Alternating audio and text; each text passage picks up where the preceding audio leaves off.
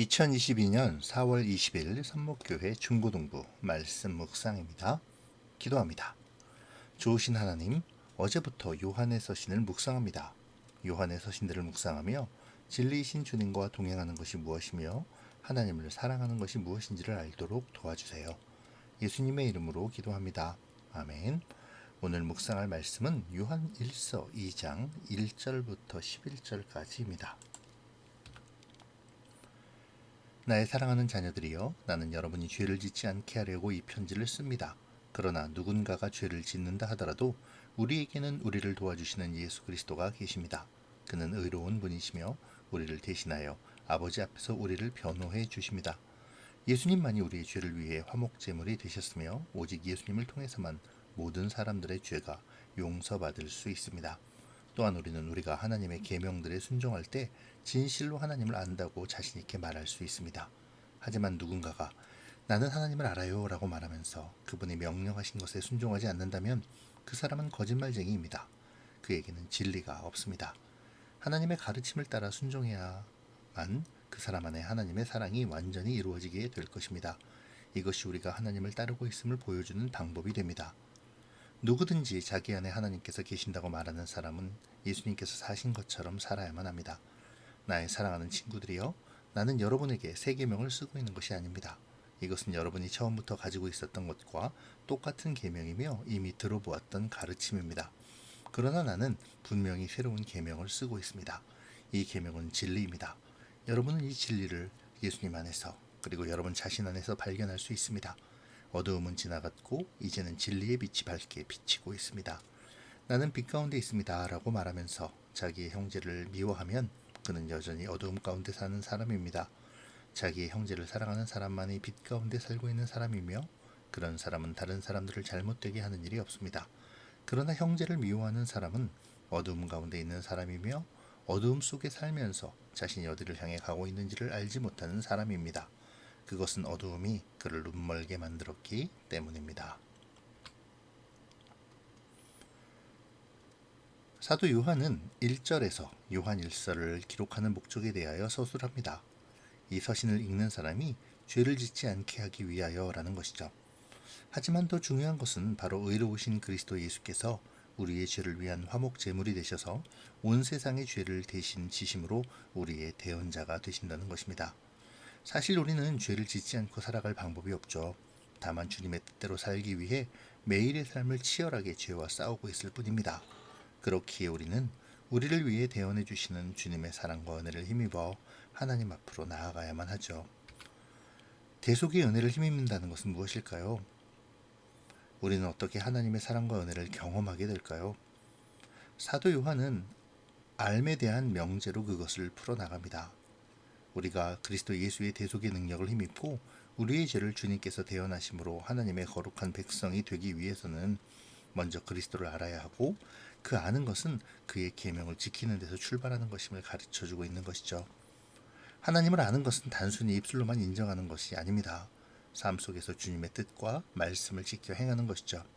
만약 입술로만 고백하며 하나님의 말씀을 지키지 않는다면, 하나님의 말씀과 뜻을 따라 사는 삶이 나타나지 않는다면 그 사람은 거짓말하는 자이자 진리가 그 속에 있지 않는 자일 것입니다.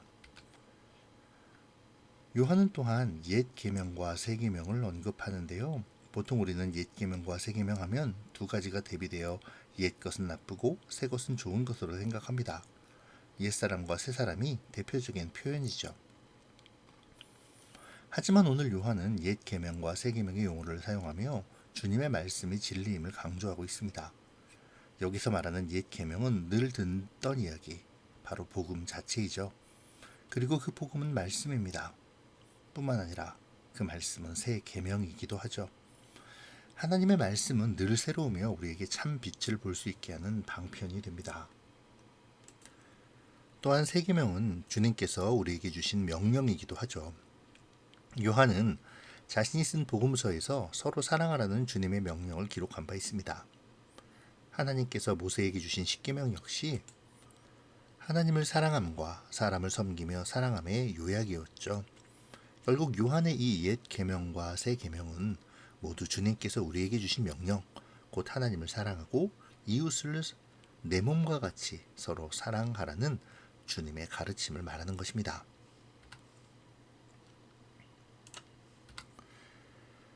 빛 가운데 있는 사람, 곧 그리스도 예수 안에서 주님과 동행하는 사람은 형제를 사랑할 수밖에 없습니다.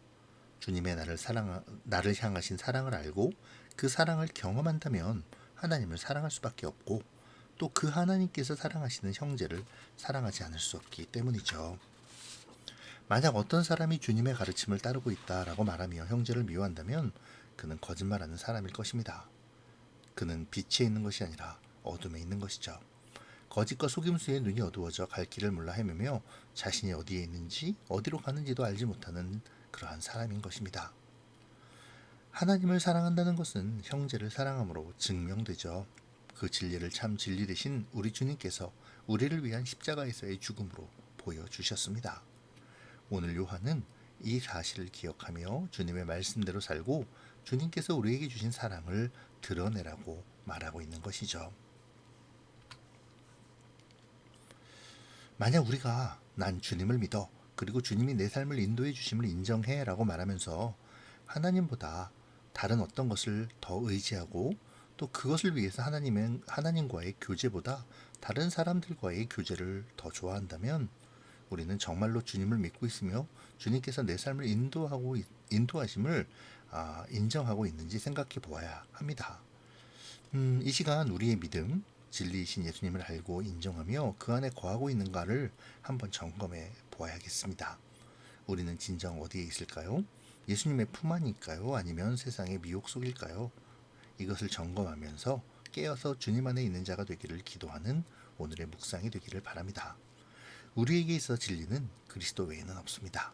그러므로 그분과의 교제가 바로 진리를 아는 길임을 기억하는 우리가 되어야겠습니다. 요한은 오늘 본문에서 옛 계명과 새 계명이라는 표현을 사용하는데요. 이 두 개념을 통해 주님이 우리에게 원하시는 삶의 형태가 곧 하나님을 사랑하고 이웃을 사랑하는 것임을 밝히죠. 진정한 구원받음의 징표는 주님이 우리를 사랑하신 것처럼 우리가 형제를 사랑하는 삶으로 나타나는 것임을 강조하고 있습니다. 이 시간 또 우리를 묵상해 볼까요? 우리는 주님의 계명을 얼마나 실천하고 있습니까? 주님을 인정하며 주님을 따른다고 하면서 얼마나 우리의 이웃들, 우리의 형제들, 우리의 자매들, 특별히 교회 공동체의 지체들에게 관심을 기울이고 있는지요? 오늘 우리의 모습이 서로에게 관심을 기울이고 또 서로를 위한 사랑의 말과 기도로 채워가고 있나요? 우리 선목교회 중고등부가 그런 사랑의 공동체가 되었으면 좋겠습니다. 우리의 삶이 그런 사랑의 삶이 되면 좋겠네요. 하나님을 사랑한다면서 이웃을, 형제를, 자매를, 그리고 영혼을 사랑하지 못한다면 그것은 부끄러운 일이 될 것입니다. 이 시간 주님이 우리를 사랑하심으로 은혜를 베푸심을 묵상하며 진리 되신 주님을 사랑하는 것만큼 우리 공동체의 지체를 사랑하기를 위해 기도하면 좋겠습니다.